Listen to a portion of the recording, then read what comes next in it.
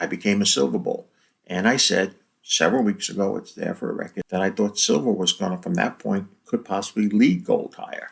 And it has. And it broke out big time. Yesterday was a huge bell ringing day. Listen, it'll probably touch 40 before the whatever this run is made of stops, because it'll be a psychological number. But it's now in a very strong position. Listen, Monday being off 50 cents or 60 cents after up $1.30 is not going to be a horrible thing.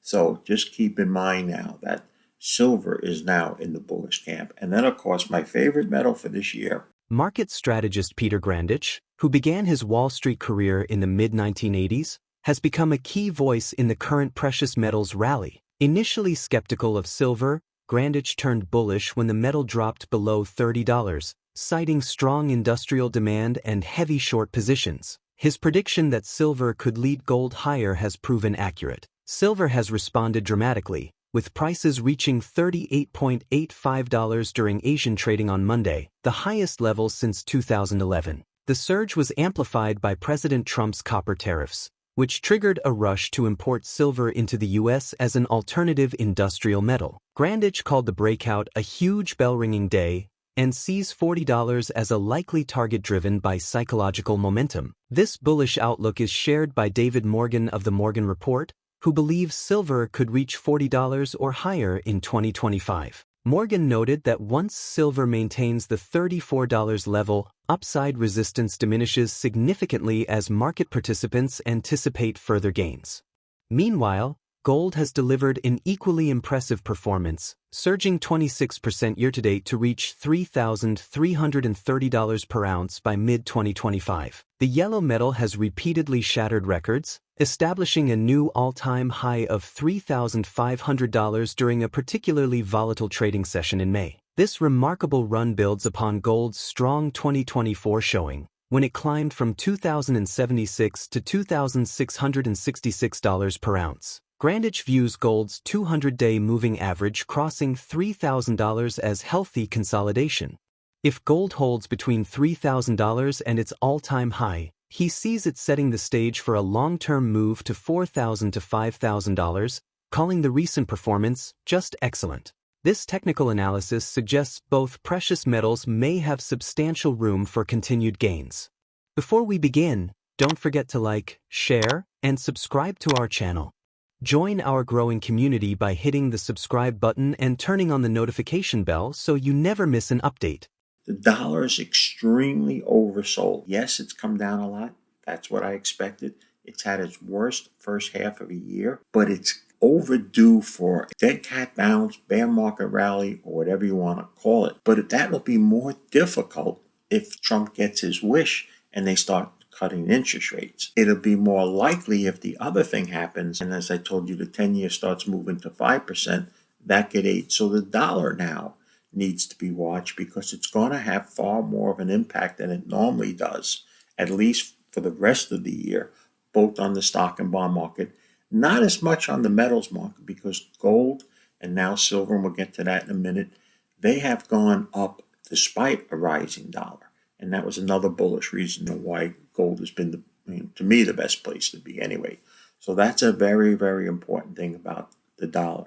Now let's talk about the granddaddy, and that is how well, and thankfully how well positioned related to the metals. First of all, the king of the room, no matter, and I am now a silver bug, and I turn just in time, and I'll get to that in a minute, but the king of the room still is gold. And gold has just admirably traded. Just, if you ask me any time since back in the truck up at 1300, have I been more impressed on how gold is traded given everything else? It's been these last several weeks. Remember that I had a large position in physical bullion, took it out almost within $10 or $15 of the current all-time high in gold, which I think it will be broken, and it'll be broken this year, not next year, to the upside. But because I felt it got too far ahead of itself, especially when you looked at the technical aspect of the 200-day moving average. Some of you who've been following me for a while know what I'm talking about. I've always traded markets with concerns when the percentage of a price of a commodity or a stock or a market gets over a certain percentage from its 200-day moving average, same thing when it's sold that way, then I become a buyer or a seller, or it influences my buyer or seller. So now the 200-day has finally gotten above 3,000 just by a little, but it's going to accelerate now because some of the more of the rise of the gold price will play into making that average. And gold, as I said, from the time I got out, if it went through the summer, remember this is going back to the early part of this year, that if it traded between that high and 3,000, that'd be the best scenario for those of us that still want to see $4,000 or $5,000 price or higher. And it's done that like clockwork. And it may still do that. Doesn't mean we're going straight up here, but it's just trading just excellent. And at the same time, a metal that I never bought first, thankfully, when it broke below 30 and I looked at all the short positions and I looked at all the industrial use, I became a silver bull. And I said several weeks ago, it's there for a record, that I thought silver was going to, from that point, could possibly lead gold higher. And it has. And it broke out big time. Yesterday was a huge bell-ringing day. Listen, it'll probably touch 40 before the whatever this run is made of stop, because it'll be a psychological number. And because it had stayed so long and tested the previous resistance, most times you think it has to come back and test that. No, it had so much resistance there that once it broke through, I don't know if it's going to come back and test 35, 36 just to confirm that it's now support or whatever. And that's what the technicians will be talking about in the coming days and weeks. But it's now in a very strong position. Listen, Monday being off 50 cents or 60 cents after up $1.30 is not going to be a horrible thing. So just keep in mind now that silver is now in the bullish camp. And then, of course, my favorite metal for this year. Market strategist Peter Grandich addressed the U.S. stock market's recent performance, noting that despite Friday's weak close, the market still holds potential. While maintaining his long-term outlook, Grandich highlighted growing pressure from former President Trump to remove Federal Reserve Chair Jerome Powell before his term ends, adding political uncertainty to market dynamics. Stocks fell as the Trump administration escalated its trade war, with investors bracing for this week's economic reports that are expected to provide early insights into the impact of tariffs. The policy uncertainty has created fresh headwinds for market participants already navigating volatile conditions. Global markets reflected this unease, with Europe's stocks 600 dropping 0.5%, led by trade-sensitive automakers, particularly vulnerable to escalating tensions. S&P 500 futures retreated 0.4%, signaling continued pressure on domestic equities as industries with significant international exposure bore the brunt of trade policy uncertainty. Japanese long-term bonds extended declines on fiscal concerns ahead of local elections, adding to global bond market pressures. Currency and treasury markets showed relative stability, with the dollar and U.S. Treasuries remaining essentially unchanged despite broader volatility. This suggests that while equity markets grapple with trade war implications, fixed income and currency markets are taking a more measured approach to current economic uncertainties. Let's get back to the video. We'll start with the U.S. stock market, which had a weak Friday close, but still has the potential. And again, my long-term outlook has not changed, but this asterisk needs to be out and thought of when you think of the U.S. stock market going forward until I come up with a reason not to think about it. And that is, there is tremendous pressure by the president to remove Powell before his tenure is up. And there's no question that if he's successful in that, his replacement is going to be somewhat of a puppet in bringing Trump's desire, which I think is a poor choice, by the way, to dramatically lower interest rates, as if that's a magical pill and everything else would be fixed because of it. And we can discuss that further at a later date.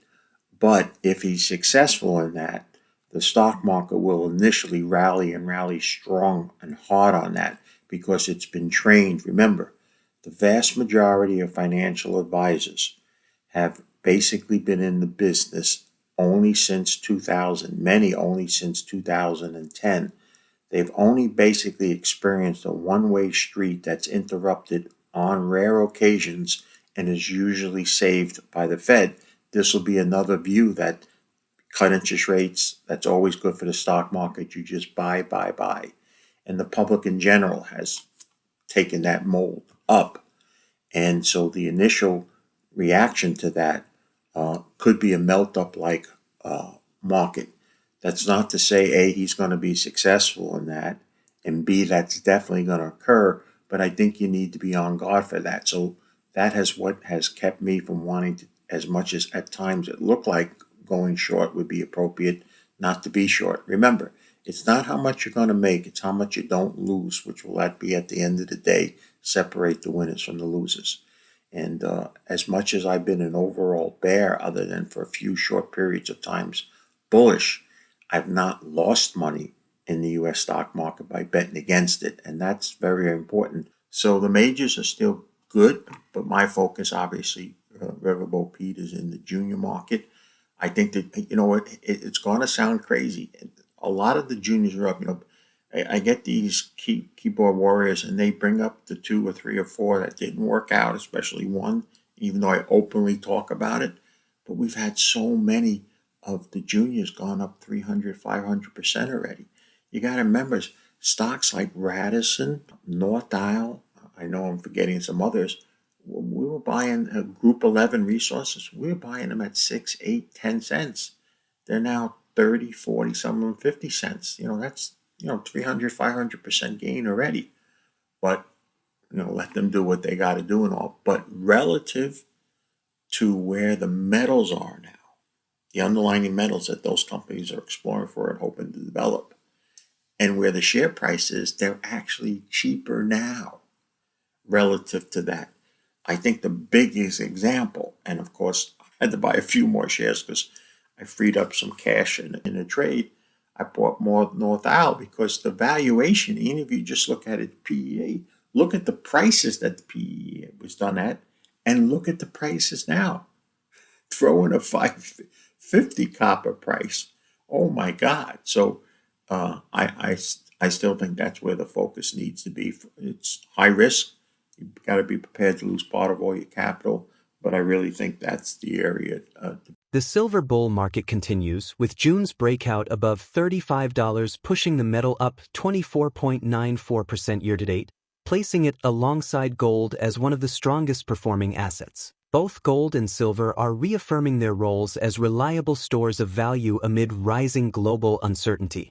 As traditional financial systems come under increasing strain, these precious metals remain resilient, attracting growing interest from institutional and individual investors alike. With gold maintaining its strength and silver gaining renewed momentum, the outlook points to a broader shift toward hard assets. Is silver setting the stage for a significant surge that could redefine its role in the precious metals market? Share your thoughts in the comments. If you enjoyed this video, don't forget to like, share, and subscribe. Only 2.3% of viewers have subscribed, so hit the bell icon and turn on notifications to stay updated. Your support helps us keep bringing you the latest insights on silver, gold, and the broader market. Thank you for watching.